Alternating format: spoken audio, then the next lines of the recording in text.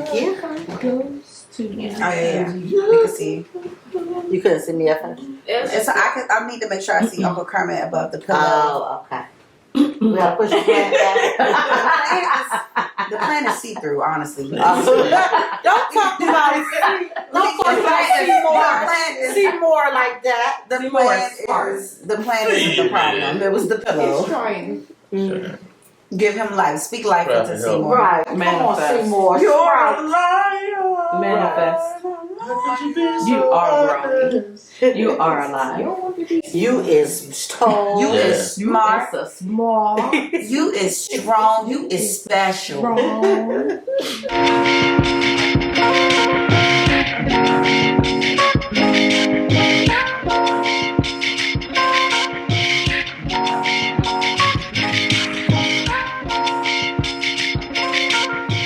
We're ready whenever you are. Okay. So, hello, siblings. Hello. Hello. So today we have a topic related to finances. Ready? Ooh. Are you all so excited? So here's the question for today. And it's kind of a two-part question. You can choose which of it you answer. What is the luckiest financial moment you ever had or that happened to you? Luckiest? You can think of something like, wow, crazy story. Or biggest financial mistake you ever made. Looking for a Number two, Alex. looking for 1,000. Let me expand on that one. Number two, Alex. I don't know. Who's going first? Go first. Raise your hand if you have a lucky luck. I'll go first.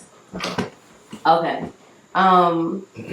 Lucky financial moment. So after I had my oldest daughter, I went to work at a law firm. So I can have income before I went back to school to finish my degree. And I went to work for this law firm, and they had very high turnover rate.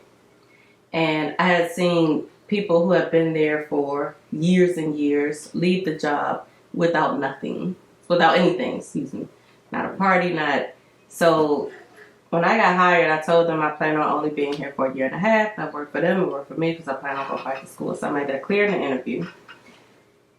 So when I had, let the HR person know that I was leaving, all of the partners, and there were 7 of them, they threw me a surprise going away party. All 7 partners were there. And they made a money tree for me. And never in a million years had I thought, because I had seen so many secretaries who've been there for years leave without anything, no celebration, anything. So for them to do that for me, going off to school, I consider myself very fortunate, very lucky incident, happy incident.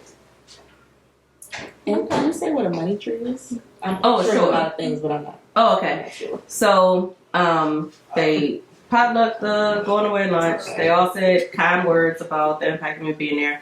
But a money tree is, you can make one out of many things, but it's when people attach money to something and present it to you as a parting gift. So they attach bills, 1s, 5s, 10s, 100s, then they present it to you as you leave. Mm-hmm. Yes. So it's not the plant. There's a plant. Oh yeah, there's a plant money tree. Called money. It's a money tree. Yeah, that's very easy to maintain in your home. Yeah.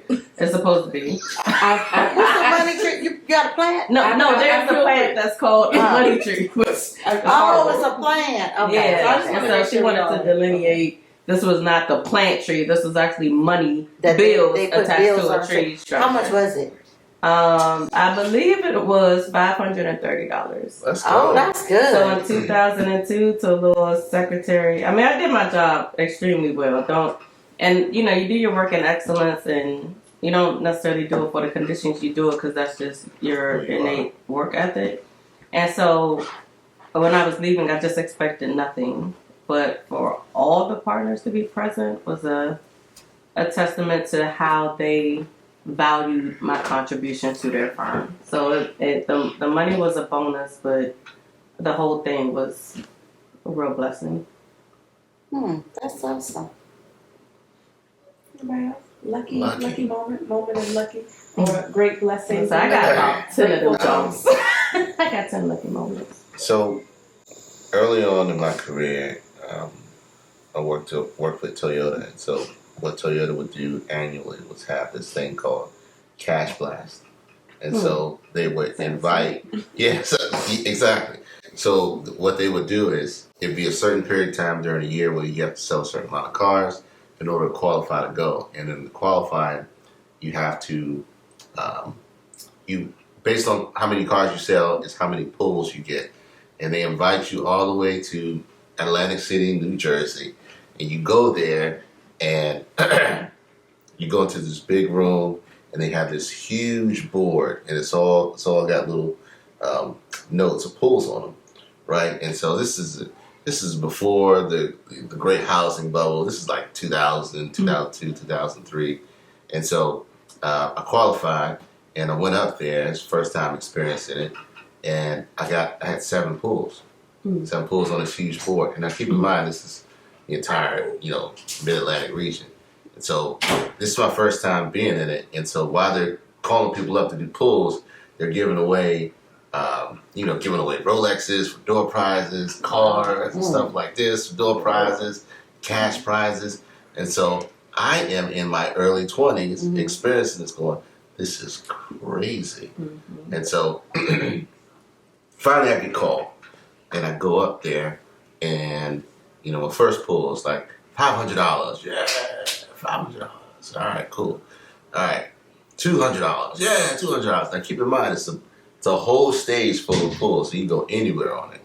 And I don't pull anything over that $500 until like my 5th pull, and the 5th pull was $5,000.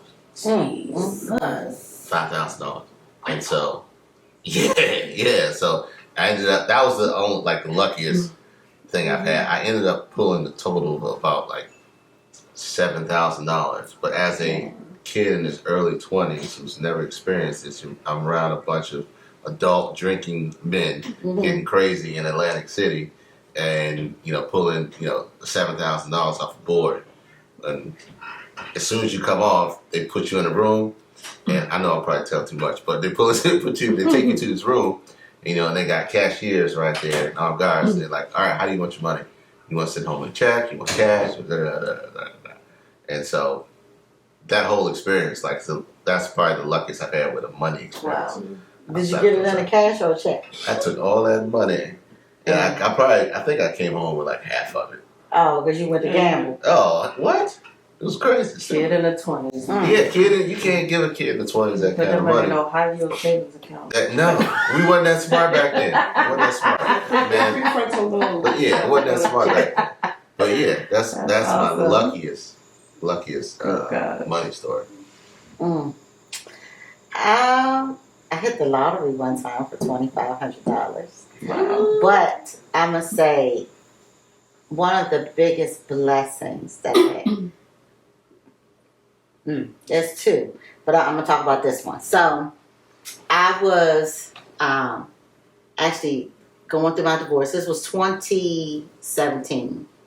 Was it 2017? Yeah, 2017, early January 2017. And I was in the process of beginning to go through my divorce. I had a commercial salon around the corner, and I was $16,000 behind in my lease. And I had gotten a foreclosure notice, not a foreclosure notice, an eviction notice that they were going to put me out in, I think, 30 days. Now, prior to that, me falling behind, it was me going through the divorce, just all that falling behind. Then I had my youngest daughter in college. I had never missed a payment, ever, for 7 years. I had not missed a That's payment. awesome. So I was in here like, all right, well, I'm just going to get evicted and I'll deal with it. I just had too much on my plate at the time to kind of really grasp it. And the lessor of the shopping center, the owner of the shopping center called me from his cell phone. I didn't know who he was. I mean, I had met him once before because I've never dealt with him contract-wise. But 2 years prior to me getting the lease, I met him because I was trying to find who owned the shopping center so that I could lease it because I saw that some people were moving out. And I met him just because he was over there. They were building the senior citizen property across the street. So he happened to be there. And I walked up to him and, I was like, hey, I want to rent a space. Me being all bold, right? Mm-hmm. But anyway, he called me on my cell phone 7 years later and said to me, I want to know what's going on. I don't want to evict you because you've been a good tenant. You've never paid your rent late. What can I do to help you? And tell me what you can pay me every month to make this right.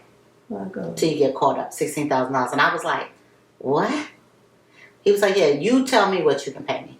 Wow. What can you give me and stick to it? And I don't want to evict you.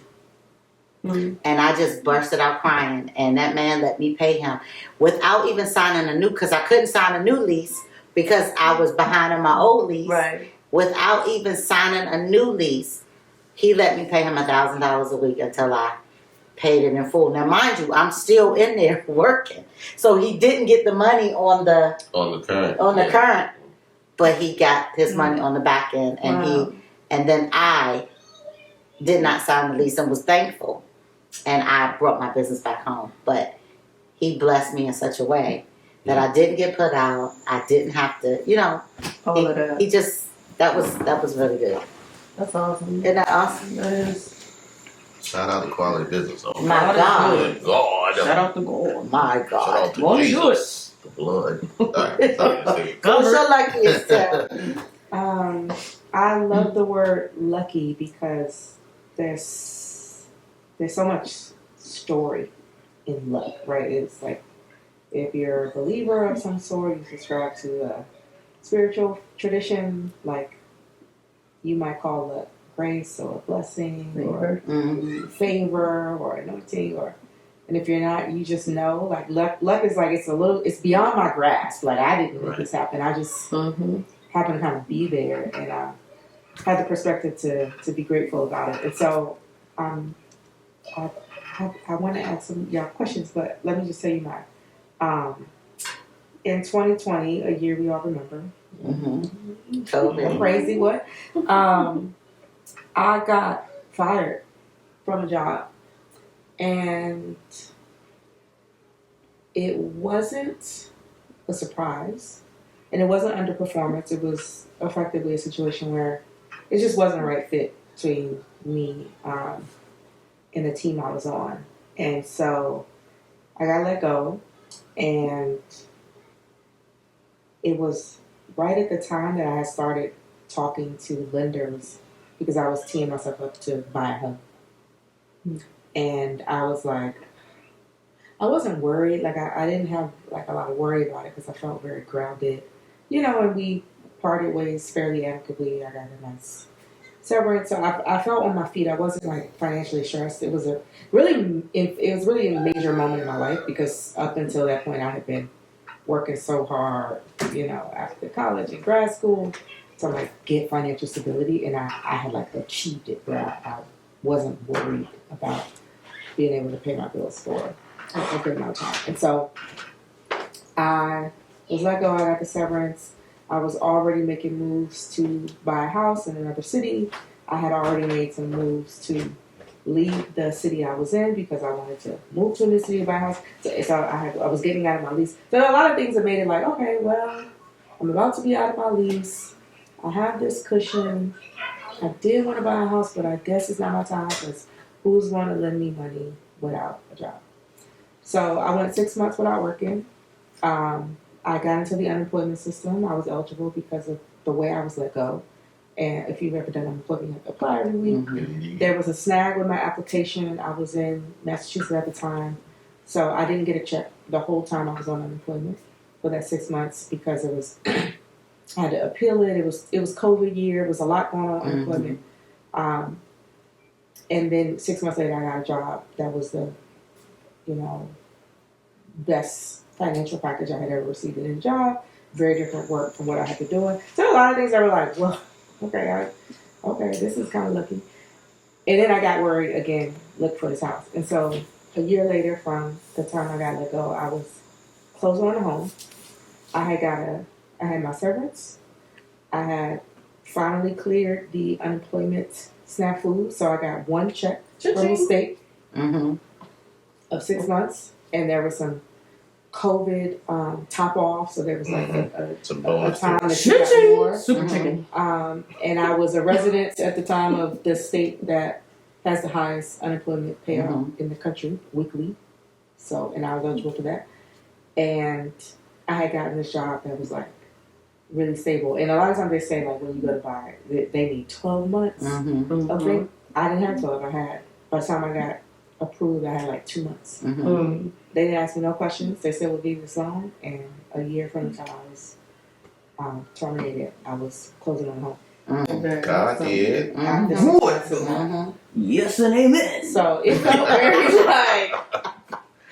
it felt very, it's just like bigger than me. I'm like, I didn't do this to get myself here. This is a lot of stuff that put me here, and a moment that felt like it could have been of grave. It could have felt stressful, or unfortunate, or unfair, or why me.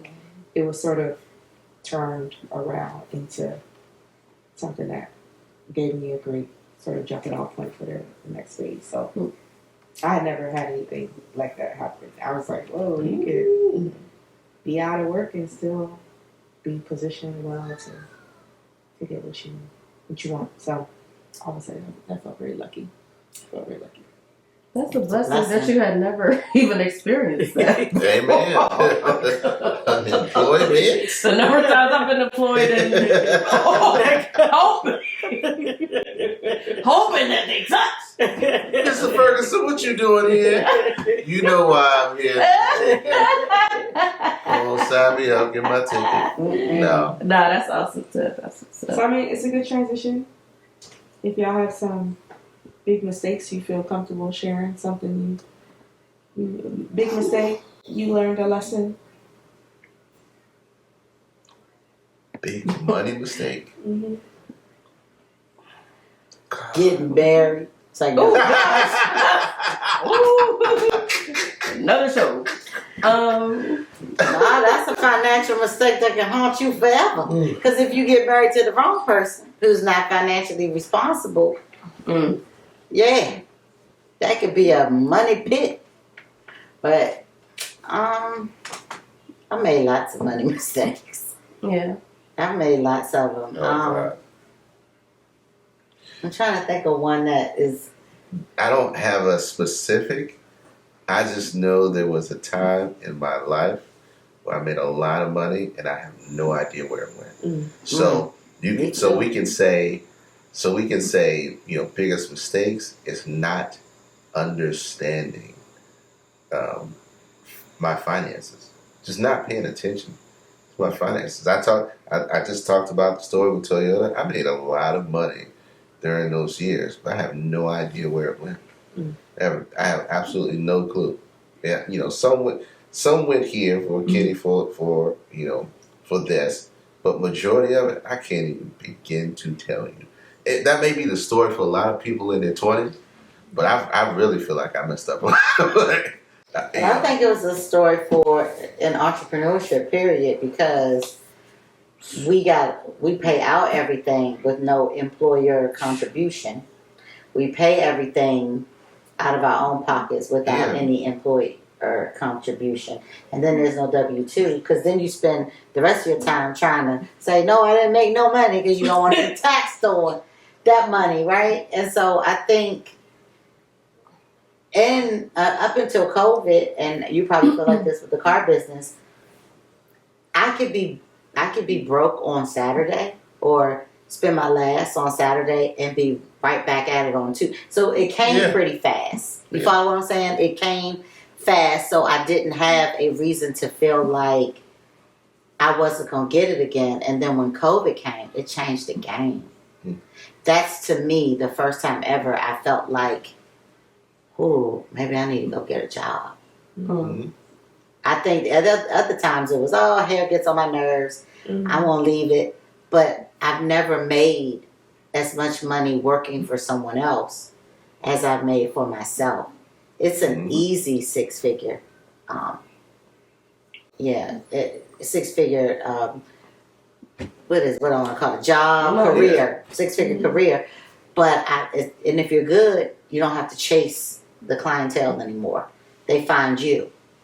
So for the first time in, I'm 34 years in the game now, but when COVID came, I felt like, oh God. Yeah, it can be wiped out in this. Yeah, I got to do something else. I got 3 things. So I agree. Entrepreneurship, being a business for yourself, requires you to get very comfortable with risk. And comfortable with it takes a while to kind of learn the seasons of how that income comes in.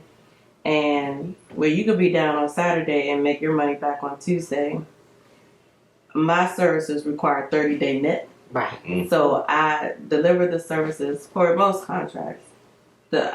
Deliver the services, invoice, and then hope that they pay within the 30 days, and then have to chase down the people who don't pay. So there's a timing and a learning season, but as an entrepreneur, you have to get comfortable with the risk. 100%. You have to get okay with it. Not everybody's built for that life. I say that to everybody. Like, you got to be okay when everybody else is like, hey, go get a job. Because your money does not come guaranteed the same every 2 weeks. Ain't no paid time off. When you don't work, you come up with systems later. So that's one on that. 2, my biggest financial mistake is them goddamn camera tickets. And not planning Listen, okay, y'all laughing. Well, wait, no. I'm surprised you don't know where they are. No. Forget where they are. Let's talk about the exorbitant fees, especially in DC. Oh, for sure. Yeah. Just robbery, highway robbery, number one. Yeah, and then don't work in DC where you get booted. Because then, so that's one thing. These camera tickets that are $40 a pop, and then you don't pay them, and then NBA flag you for 35. Now every ticket is $75, and I got a spreadsheet for my tickets. We have transparent moments. I'm not the only one. I have a spreadsheet for my tickets, and when I run up them goddamn letters that come in the mail, and I write the pen, and I write the ticket and the date, and I verify, and I calculate the amount of money that I have to spend, the cost of my holding to the gas pedal, the wrong place, wrong time.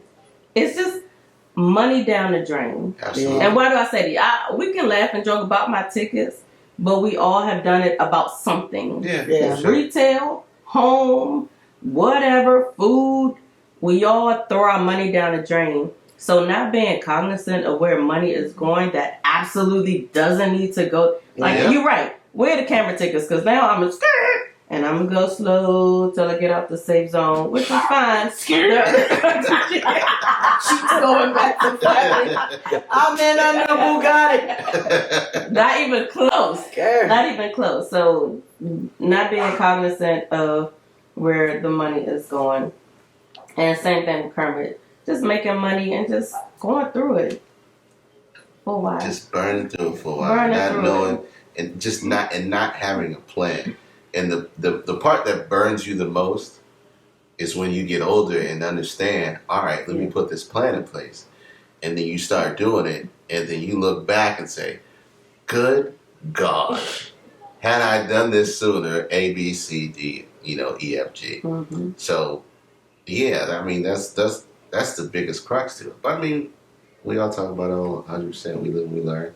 And the best teacher is to experience. But money is one of those things you be like, dang. Where time is not on you. Like, it's better to learn sooner Than it is than later. Correct. Because it can work for you. Later. Sooner than it is later. Good God. I would say mine is around student loan debt. And I'm speaking to this very cautiously because a lot of people regret their student loans. I don't regret the decisions I made. I don't regret the money I took out. I've worked very hard to get to a place, always thinking about how to pay it back. Excuse me. What I what was a mistake, which again, hindsight is 2020, was something that young people of color disproportionately face, which is that they don't apply to enough places for college. And because you limit your options, you limit your exposure to different financial packages. And then you end up going with like the choice, and you just chalk it up to, oh, I'm gonna just take out loans. Right. And there are places I could have applied with the grades I had, the story I could tell, where I know I could have gotten a better financial deal than what I got. Again, I don't regret the choices I made, but I had private loans. I didn't understand how they worked. When I graduated, I took the loans out when I graduated and started paying them 5 years after I took the initial one. I learned about No, they like mafia loans. Start paying them joints all for the you time. to ever pay them off, are they? they're If the interest rate accrues every day, every day. And it's private, which it's is greater. In Right. private, you can't. It's no forbearance. I mean, there's They some should be very ashamed of limited themselves. forbearance. But when I graduated, the loan I took out, one of the loans I took out was $25,000. When I graduated 5 years later, the interest was accruing to that loan every day Every for day. 5 years. Yeah. The balance of that loan when I graduated was $39,000. How much was that? What was the interest rate on that? It was variable. It went from like 5 Ooh. to 7 something.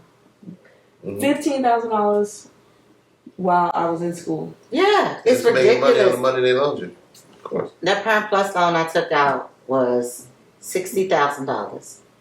I paid on it for 5 years straight. Didn't miss a payment. I only knocked it down $5,000. I didn't pay on it for 5 years. I owe $85,000. Oh, the Tell math me is horrible. How that makes sense? So I can only pay off $5,000 in 5 years, but I can accrue $20,000 in 5 years Ooh. if I don't pay. If putting it in forbearance, not pay.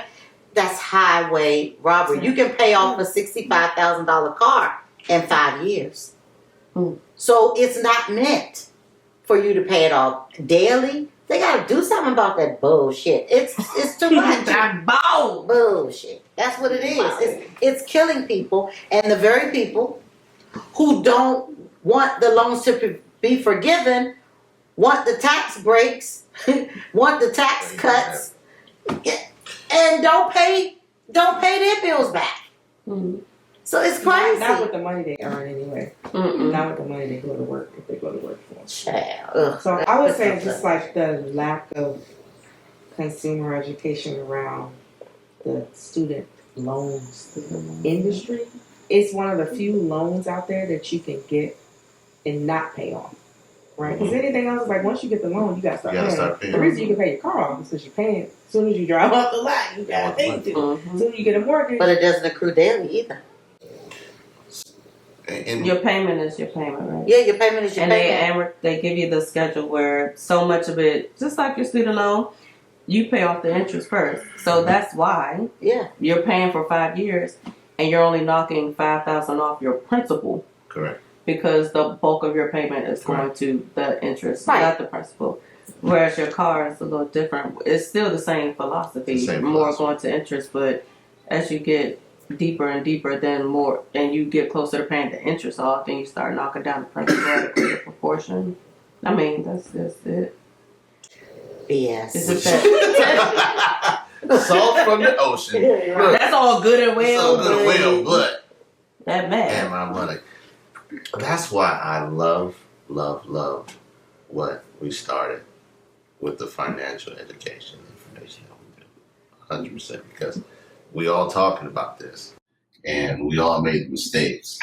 And the mere fact that we come together and made a conscious decision to educate each other on these things that we know now, how they work and operate, is paramount to changing for our kids, and hopefully building generational wealth, because none of us were talking about investing at 20.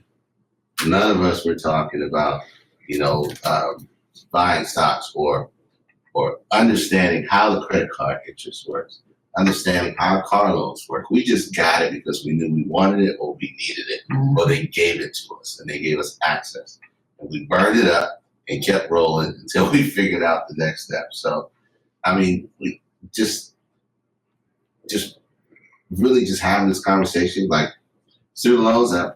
Thankfully, I got experience. I experienced it with my kids, and I know. All right, what school are you looking at? How about say what? How are we gonna do that? And that's my question. What is the loan is going to cost, and how much is going to cost us? And budgeting that into now everything that I do. Okay, hey, I want to get this car, but you know what? I probably not going to get that car because I do got kids going to college, Right. and I do got to pay for this, and I know I have to do these things for them. So now having that knowledge and information and learning from the freaking mistakes and seeing the dollars as they come in and having a plan for them as they go out is hugely paramount. Hugely paramount. So I want us to move towards wrapping up with a little bit of this, like, we've been lucky. We've had some really great moments where, wow, we were there and it happened to us. We learned some big things. We're moving forward. I would love to hear about more about what Kermit just talked about, the family financial accountability work, because you've really been anchoring this for us. Oh, me? So, would love for you to speak a little bit to like what that is, what we're doing. Okay. And then we can close out with a quick round. So the Family Financial Accountability Alliance, which is the full one, F2A2, Family Financial Accountability Alliance, was born out of the idea that, one, we all struggle with money at some point. We all have struggled, we struggle with money. And while we reach out to each other separately for help and support, the question was born, well, why don't we talk about money together? Oh, because we'll help what goes on in our house, stays in our house. And money is the one thing people don't like to talk about, but people like to pretend that they have plenty of. And why is it that our conversations are always, we didn't learn these things or we don't know these things? And the truth is, we have to get over the hump and get really comfortable talking about money with each other. And so throughout this idea, I have been trying to do it as I was buying, in the process of buying my own house. I'm like, hey guys, I read this book, and maybe y'all respond, maybe y'all don't. But then I don't know, something was heavy on my heart, like try it again. And just invite everybody. And it was actually born out of another need as a means of building reconciliation around a neutral topic to our own family. There's a family thing happening. And I was like, hey, we can kind of unite on this one singular topic, and then hopefully it gives birth to reconciliation in other ways. And so I thought finances were a neutral topic, and if we could learn how to be open and transparent about our wallets and what we know and what we don't know. And it took a lot for even me to kind of open up. Y'all know I don't ask for help. So just to like kind of go in and be like, oh my gosh, I'm going to have to bear all my spreadsheets and all my tickets that I've collected on my other spreadsheet and show everybody how horrible I'm doing. No judgment zone. No, yeah, no judgment zone. And the fact that you all kind of bought in and was like, yeah, we're going to show up once a month to talk about the foundation, budget, net worth, lending, credit card, that you all stocks, that you all even opened up your wallets too, and then what everybody was gaining, and not just us but our kids. It was like wow, so necessary, so humbled that you all will participate. I'm not gonna cry. But so powerful in that telling other people, oh, I got this family financial accountability alliance, and we started going deeper about our relationship with money, which almost those meetings gave birth to this. Yeah. What we're doing here. So just like, yeah. That's what it is. Thank you for allowing me to say that. So So to close, one thing that you've gained from us doing these family financial meetings once a month for a year and a half now. A year and a half now. Oh, wow. We've grown Has it into been that stocks long? and It's been that investing. long? Sweet baby. Wow. Absolutely. Why you gotta look at me? Because she asked you. No, Did you you look look like at you me? was about to say. I was saying we can Well, all knock say it off one something thing. close. It's on your Taking a bingo breath. Round card. robin. Huh? Tell them what you knocked Don't off tell them on what your... to say. Oh, sorry. I was going to say it's on your bingo card. No, it's not. Oh, it's not? No.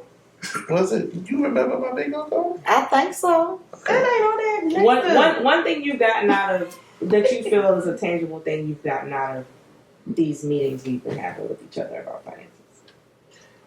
The tangible thing is sharing what I've learned in the industry that I've been in. Credit, how it works, what it does, how to utilize it in an effective way to get what you want. How do banks look at your credit? How do you get funding? How do finances work? How do loans work? All that information. How values on vehicles, all that stuff that I've learned. How businesses look at bottom lines, P&L statements. Learning how average workouts, how everything ties into each other. I give that information, to the people that I train. But I felt really good to give it to the people more than anything that I love to have that knowledge and wealth of information. I give it on a consistent basis, all the stuff that I've acquired, all the knowledge I've acquired, because I want people to be more successful than I am. And the fact that I can share some of that stuff made me feel good because, again, we already talked about education. Me and that nigga's like, oh, some college, none college, and you guys have toppled that mountain. So I feel like, all right, here's something that I can present that I've learned from my experiences that can benefit, my sisters, my nieces, my nephews, my mom, whoever. And I can give that information willfully and freely, and hopefully that teaches you when you go to do your stuff and so forth. So that is what I got out of it, and that's what I love about it, because also it's just the mere fact that we're doing it and nobody else is really having that same conversation. Because if we want to change the trajectory of, what our wealth looks like as a unit, and also as a whole, but also individually, then we got to be talking about this. We got to be sharing knowledge, and we got to be all trying to go down the right path. So that's what I love about it. Crystal did it again. What? She do it again. I said the Bring it up bar. here, see? Doing it again. I'll go quickly. The thing I love most is actually not about finances at all. It's about us getting into a rhythm, a different kind of rhythm, right? Like we get together for cookouts and holidays and after church dinners, or just because someone's in town. And it's great. We tell stories, we laugh at each other, we recall old things, and we poke fun at each other. And this space has been a space that has given me the opportunity to access different parts of all of you, not just my siblings, but my mother, my nieces, my nephews, as people pop in and pop out. And I think that has been very rich, because I'm in a moment in my life where I'm ready to be in a different kind of, I'm ready to be in community with the people I love. I think we assume just because we're family, we know each other and we're connected and we're in community with one another. And we've talked about how we know how to activate each other. Right. But beyond activation, it's so nice to have access in a different kind of way that isn't just the roles we play over and over. Just the sibling, just to catch up, knowing the other side of who that person is. That's what you're saying. Which one do you? Something you've gotten out of being part of the so far? Same thing. I like the fellowship.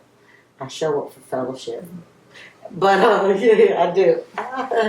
But I also I learned a lot about how credit cards work. Like I used to run from if you have been in a lot of credit card debt and you finally get out of it, you feel like woo, I'm done with that. Like it's nothing like a creditor calling you every month for their money and it's not going down anywhere. Mm-hmm. But how to utilize them and make it work for you and also make your credit score go up. So I'm an auto pay girl now. Hey, come on, the auto pay. She grown. So yeah, and the auto pay, you know, it has learned me I've learned how to utilize them and quickly pay them off. You know what I mean, when I purchase something, but also make it work for me so that my credit score goes up to so I can get what I want. So I've learned how to do that through you all. Mm-hmm. I take my head off because you got it going on over there, right? But yeah, and I love it. And Crystal, thank you for putting this together because we are here right now because of what you did, helping us get together. Not what I did, what God What God inspired. That's right. What God inspired. What God inspired. So I look forward to more. Legacy.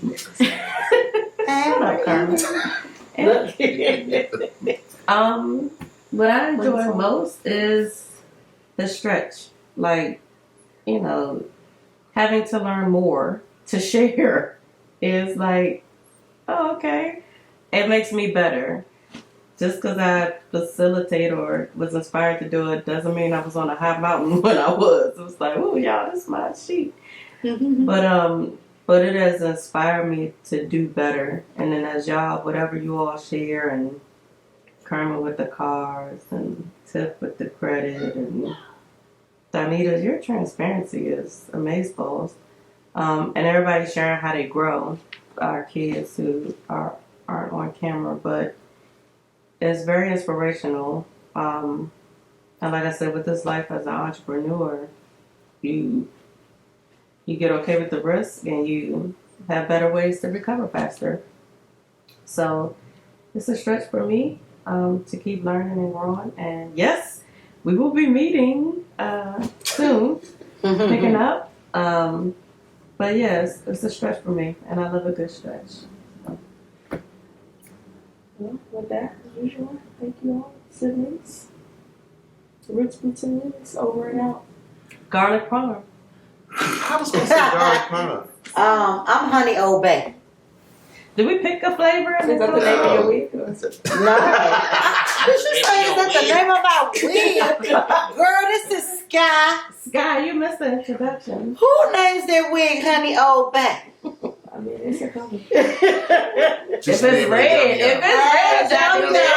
we old Yum yum sounds. Could be hot honey. Okay.